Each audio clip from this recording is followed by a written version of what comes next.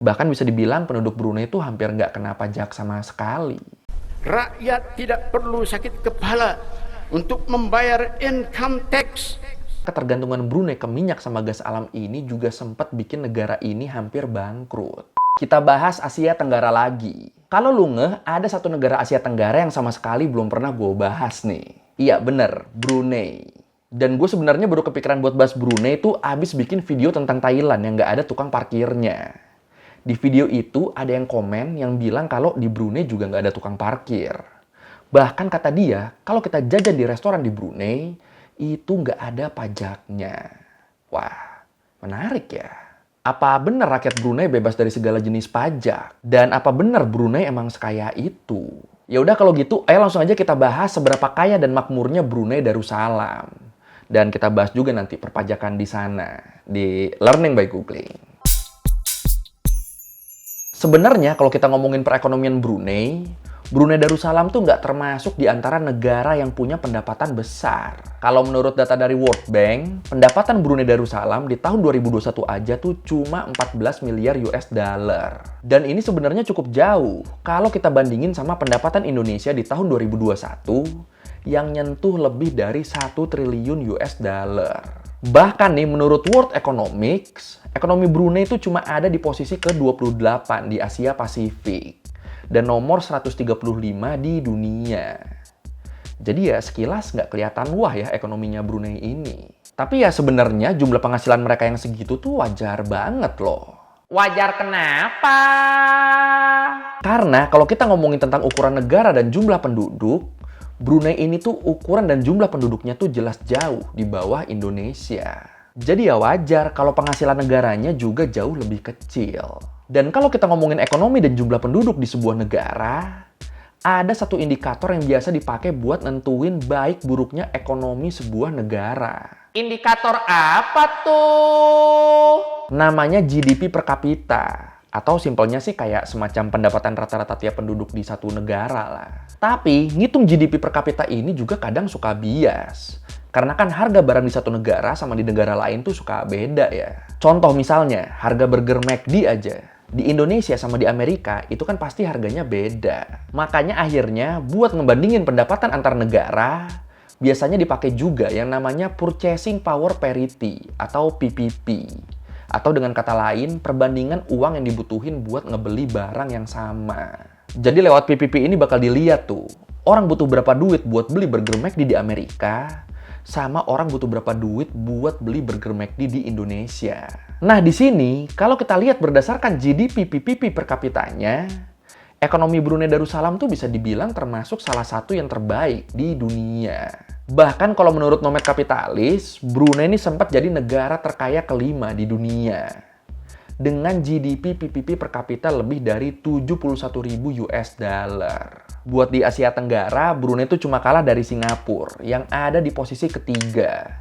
Dengan GDP PPP per kapita lebih dari 82.000 US dollar. Terus kalau menurut data terbaru dari World Bank, di tahun 2021, posisi Brunei itu sebenarnya emang udah kegeser sama beberapa negara lain. Tapi tetap, Brunei ini tetap masuk 10 besar negara dengan GDP PPP per kapita tertinggi di dunia. Dan tetap kedua tertinggi di Asia Tenggara. Jadi kalau ada yang bilang Brunei adalah salah satu negara terkaya di dunia, ya itu benar. Located on the island of Borneo, it is Southeast Asia's last absolute monarchy. But despite its lack of democracy, it is one of the richest countries per capita on the planet. Dan kalau menurut IMF, kekayaan Brunei yang banyak banget ini nih nggak lepas dari cadangan minyak bumi sama gas alam yang ada di sana. Lu bayangin aja nih, perharinya Brunei tuh bisa ngasilin minyak bumi kurang lebih sampai 180.000 barel. Dan ini bikin Brunei jadi negara penghasil minyak bumi terbesar ketiga di Asia Tenggara. Dan gak cuma minyak, cadangan gas alam di Brunei juga jadi salah satu yang terbesar di dunia. Masih menurut IMF, Brunei juga jadi negara penghasil gas alam terbesar ke-9 di dunia. Dan ya udah, dua sektor energi inilah yang jadi tulang punggung utama Brunei selama ini. Kalau menurut Nomad Kapitalis, bahkan dua sektor energi ini tuh nyumbang sampai 95% pemasukan ekspor Brunei.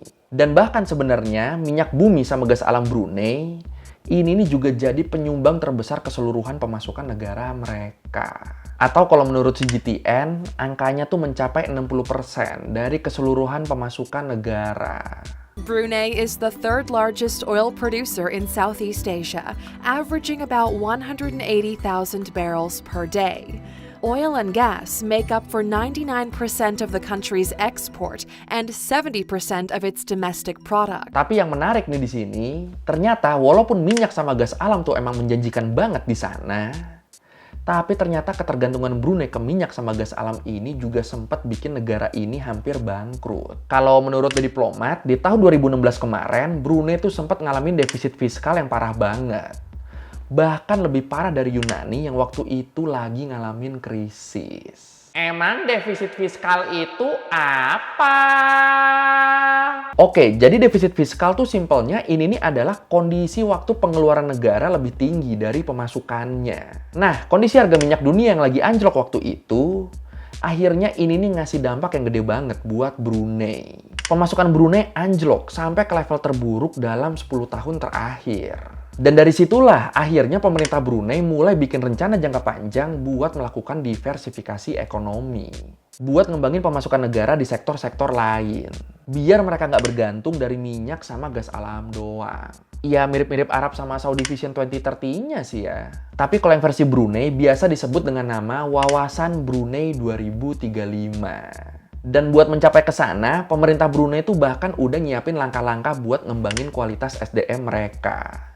Lewat pendidikan, pengembangan skill, dan peningkatan kualitas hidup. Karena ya balik lagi, tanpa SDM yang berkualitas, planning sebagus apapun tuh bakal susah dijalaninnya. Atau bahkan mungkin nggak mungkin dijalanin. Makanya di sana, fasilitas-fasilitas vital kayak pendidikan, kesehatan, itu tuh bener-bener diutamain. Tenaga pendidik sama tenaga kesehatannya tuh dicari yang bener-bener berkualitas. Yang bener-bener kredibel.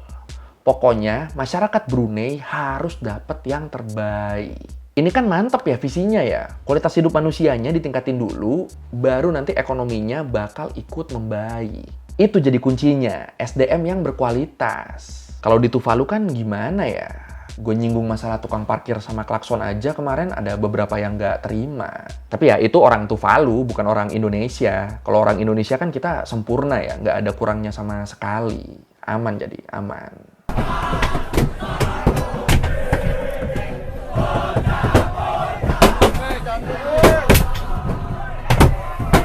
Jadi ya sebenarnya itu ya salah satu kunci Brunei bisa jadi makmur banget. Karena walaupun pendapatan negaranya kecil, tapi penduduknya juga jumlahnya tuh relatif sedikit. Di tahun 2022 aja diperkirakan penduduk Brunei tuh cuma ada sekitar 440-an ribu. Ini kalau kita bandingin sama Bogor aja misalnya. Jumlah penduduk Bogor tuh udah lebih dari 2 kali lipatnya Brunei. Jadi ya itu makanya gimana nggak makmur itu Brunei. Aset negaranya banyak, tanggungannya dikit. Dan inilah yang bikin pajak di Brunei jadi rendah banget. Bahkan kalau menurut ASEAN Briefing, jumlah pajak yang ditanggung masyarakat Brunei itu jadi salah satu yang paling kecil di Asia. Bahkan bisa dibilang penduduk Brunei itu hampir nggak kena pajak sama sekali. Lu bayangin aja nih, masih menurut ASEAN Briefing ini, di Brunei itu masyarakatnya nggak perlu bayar pajak penghasilan, pajak kepemilikan aset, pajak atas dividen, pajak royalti, pajak pertambahan nilai, sampai pajak ekspor dan manufaktur. Itu semua nggak ada loh. Intinya ya sebagian besar pajak personal tuh nggak ada di sana. Wah, mantep ya. Tapi ingat sekali lagi, di Brunei tuh hampir nggak ada pajak. Bukan bener-bener nggak ada. Iya, jadi walaupun banyak sektor pajak yang dipangkas, tapi bukan berarti Brunei itu sama sekali nggak dapat pemasukan dari pajak. Di Brunei, pajak tuh tetap ada. Tapi persentase pajak yang harus dibayarin tuh rendah banget. Bahkan jadi salah satu yang paling rendah di Asia. Contohnya pajak apa? Salah satu contohnya pajak penghasilan perusahaan. Jadi pajak penghasilan pekerja nggak ada, tapi pajak penghasilan perusahaannya ada. Dan itu pun nominalnya cuma 18,5%. Ini kan cukup jauh ya, kalau kita bandingin sama Indonesia yang pajak penghasilan perusahaannya tuh mencapai 22%. Atau bahkan Filipina yang mencapai 30%. Dan si pajak penghasilan perusahaan di Brunei ini pun nggak langsung diambil 18,5%-nya gitu aja. Masih ada diskon-diskon lain yang dikasih. Diskon gimana?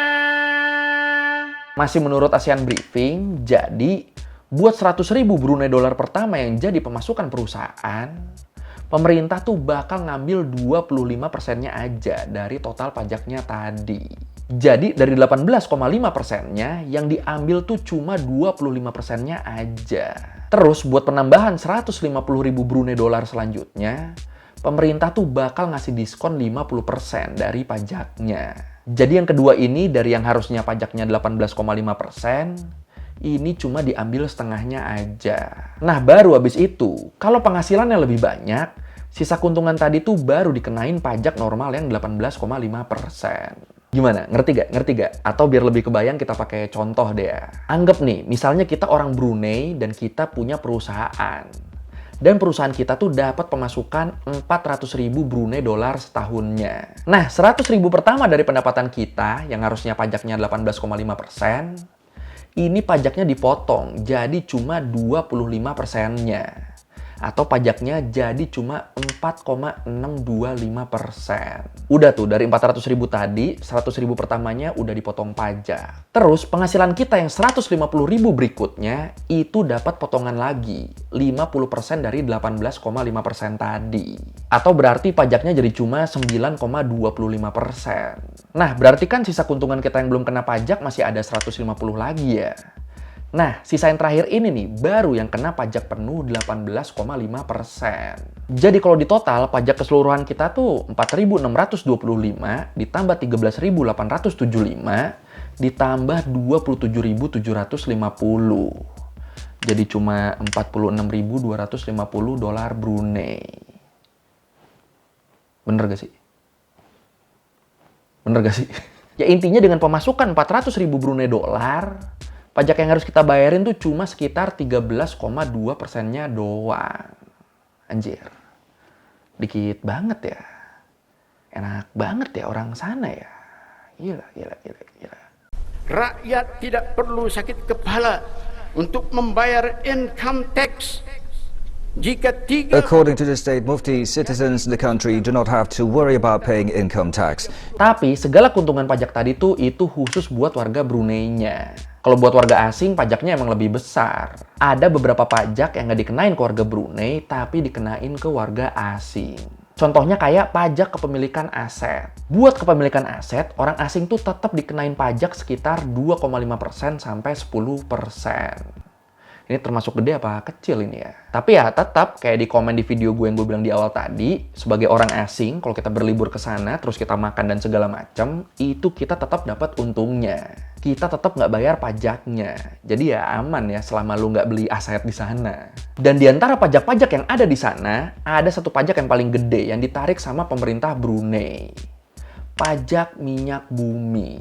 Iya, jadi buat perusahaan minyak yang ngambil cadangan minyak di wilayah Brunei Darussalam, mereka tuh wajib bayar pajak sebesar 55% dari total pendapatan mereka. Dan ya sekali lagi, ini nunjukin seberapa penting sektor energi buat negara ini.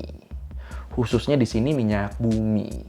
Makanya nggak heran juga jadinya, kalau harga minyak dunia turun banget, Brunei tuh bakal langsung terancam krisis. Ya gimana, orang pemasukan utamanya dari situ kan, paling besarnya dari situ. Makanya akhirnya di sini, selain minyak bumi, pemerintah Brunei tuh sengaja nerapin pajak yang relatif rendah. Tujuannya ya buat narik orang biar mau buka bisnis di Brunei.